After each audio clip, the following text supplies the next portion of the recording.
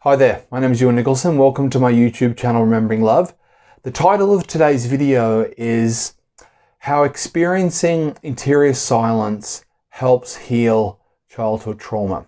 So we're going to be looking at a few things today in today's video. And the first is, what is interior silence? What do we mean by that? What is all that about? Secondly, we're going to be answering the question of how does experiencing interior silence help heal childhood trauma? And lastly, thirdly, I'm going to be giving some guidelines and point you in the right direction as to kind of how you can experience interior silence. So let's start off with the first question of what is interior silence. Now, if you think about silence externally to begin with, so when we talk about external silence, as in externally it's quiet, what are we talking about? And more often than not, it's really about the absence of noise. So if I'm sitting here and it's very quiet or it's silent, I'm not really hearing anything, or certainly not much. You go to bed at night, everything's quiet, maybe hear a few crickets, a few cars pass, but generally it's quiet and it's silent. And obviously the opposite of that is external noise. So suddenly if a leaf blower starts going now, or a whippersnipper, or my kids start fighting, or someone turns up the television, or the music starts playing, then suddenly that silence is filled with noise. So if we just flip that around and say, well, interior silence, we could say, is the absence of internal noise.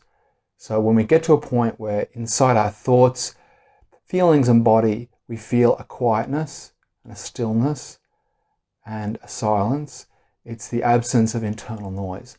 So the next question then is, what is internal noise and what constitutes internal noise? Now, for most of us, the thing that makes the most noise internally is our thought processes, and how charged and repetitive those thought processes are, particularly our identification with our thought processes. And by that, I mean, if I'm stressed out about something and I'm worried about something and I believe that thing that I'm thinking is really real, like this thing's going to happen and it's really bad and it shouldn't be happening, or what am I going to do about it? And I'm going around in this kind of internal thought process. There's an emotion that accompanies that, let's say stress, worry, sort of anxiety, that's accompanied maybe by a somatic sensation in my body of where I feel like my stomach's tightening up. And all of that, when you put them all together, creates this internal sense of noisiness. And for most of us, that internal noisiness is really pretty much the way it is. We just assume that thinking all the time, chewing over thoughts in our head all the time is just the way we're built. And that noisiness is just the way it is. And interior silence is really an experience of something that feels outside of that. So when you get to a point within a meditation process where you're able to feel that an internal state or an internal experience isn't that. And for me, what I've discovered is that there are times in my meditation practice where I'm able to enter into a certain state, often very briefly, not for massive duration, not for long periods of time, but very briefly, where I feel a sense of quietness, where I feel everything settles and a stillness arises.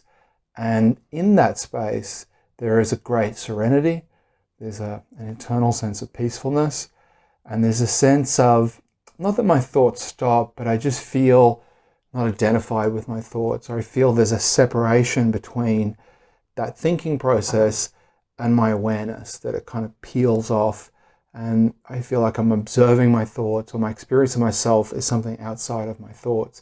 And in that space, there is a quiet.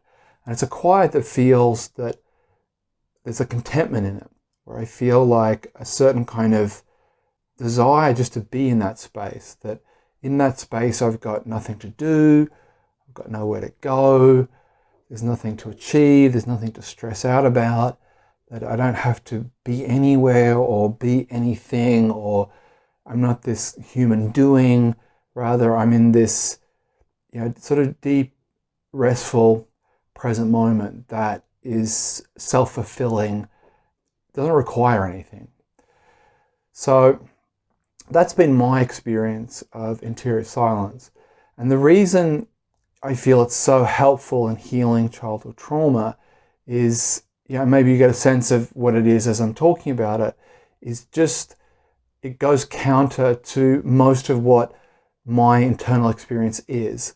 And this leads to answering the second question of why is the experience of interior silence helpful in healing childhood trauma? So if we kind of go back a little bit and look at, well, what is our common experience when it comes to healing childhood trauma or dealing with or living with childhood trauma? Now, from my personal experience, from my childhood all the way into my adulthood, really up until a few years ago, most of my internal states were about getting away from myself. So disassociation, addiction, numbing myself, avoidance, lost in sort of magical thinking, distraction. These are all modes and mechanisms that I developed during my childhood to get away from the pain of where I was internally. So when you grow up in a household where everything's very stressful, where you feel a lot of shame and you feel a lot of stress, you develop ways to just avoid those feelings because they're just too painful, they're too overwhelming. So you develop ways to kind of escape from that feeling.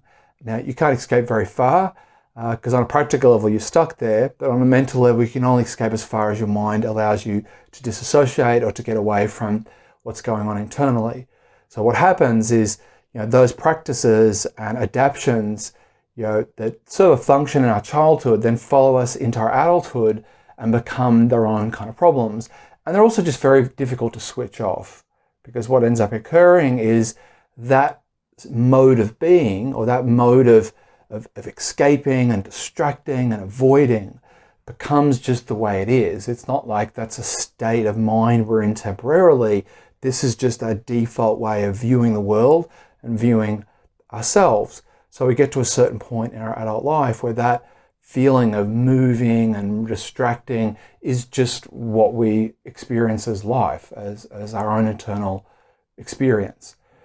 And what occurs is as I've developed a deeper and more solid meditation practice and start to experience interior silence, quiet, whatever term you want to give it, then what's occurred is it runs counter to that experience. When you experience internal silence, what ends up occurring is you're having an experience that really makes it feel comfortable to be in oneself. And that's the bit that is so healing, is to experience one's internal state as something pleasant, as something enjoyable, as something rich, as a source of something good, rather than this constant sense of like a fish trying to escape water, where you're there running, swimming around, looking to escape the impossible, really. And trying to escape oneself is really the most futile thing you can do. And even intellectually knowing that, we do it nonetheless because it's just our default mode of operating. And what experiencing internal silence does, it starts to reverse that. It starts to build an experience which is solid, stable, and present. And it runs against this momentum that we carry. And it starts to bring something against it very subtly, very quietly, very steadily. And it starts this healing process. Because the ultimate healing process for childhood trauma is what we're all aiming for, is to get to a point where we feel comfortable inside ourselves. Where we feel ourselves to be a source of serenity rather than anxiety.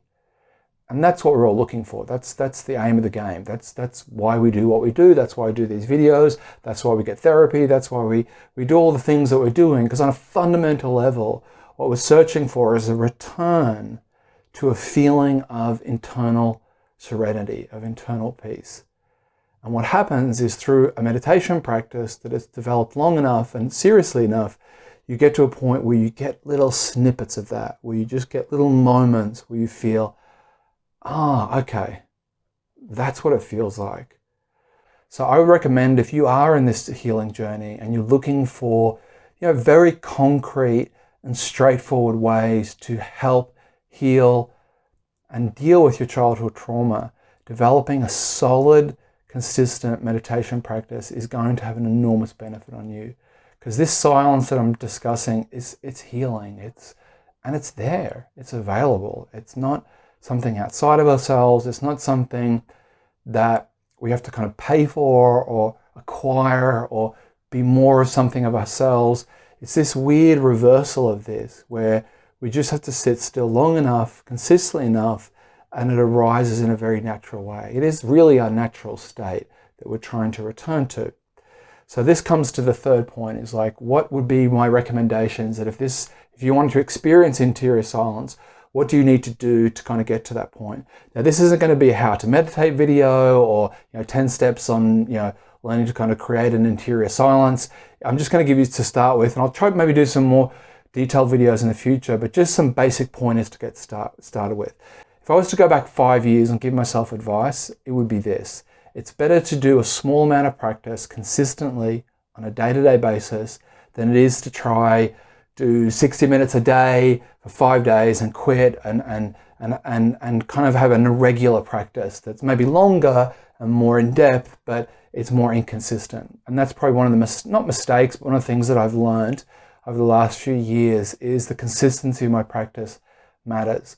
So that's the first thing I would recommend, is commit to a consistent daily practice. The second would be don't overthink this, or don't, and again, this is just my personal experience, is try not to go for all the whistles and bells. I mean, there is a lot of stuff out there. There's things you can get to put on your head. There are binaural beats. There are, sort of techniques. There's all sorts of like elaborate things to kind of meditate. But just, try keep it simple. Have a breath watching practice, or maybe a practice within a Buddhist tradition or a Sufi tradition, something that has some kind of lineage or some kind of history to it.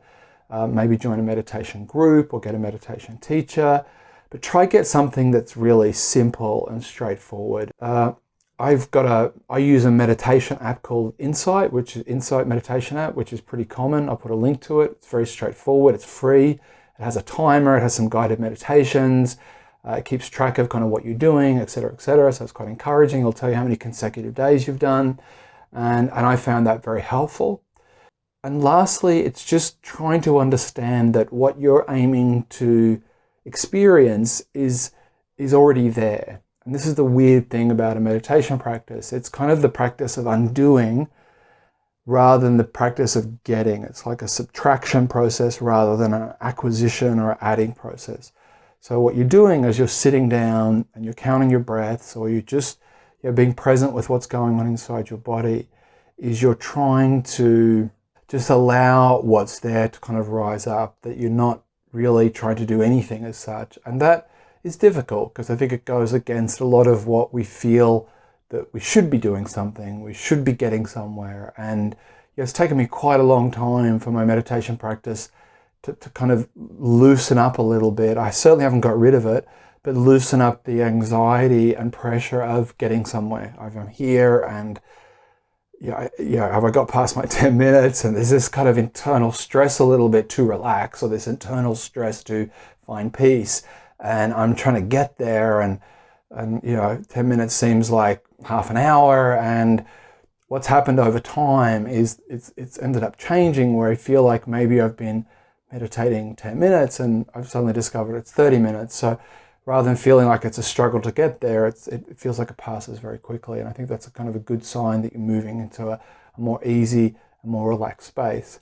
And just the last thing is that if you are here because you have childhood trauma, and accompanying that childhood trauma is often a certain amount of background anxiety, then prior to kind of learning meditation, or certainly in conjunction to learning meditation, I would recommend that you develop some kind of body relaxing technique to kind of accompany it. I use a technique called TRE, trauma release exercises. I'll put some links in the video below so you can learn, maybe where you can do that or how you can do that. That helps me a lot. But there are other things. Yoga could be one of those things.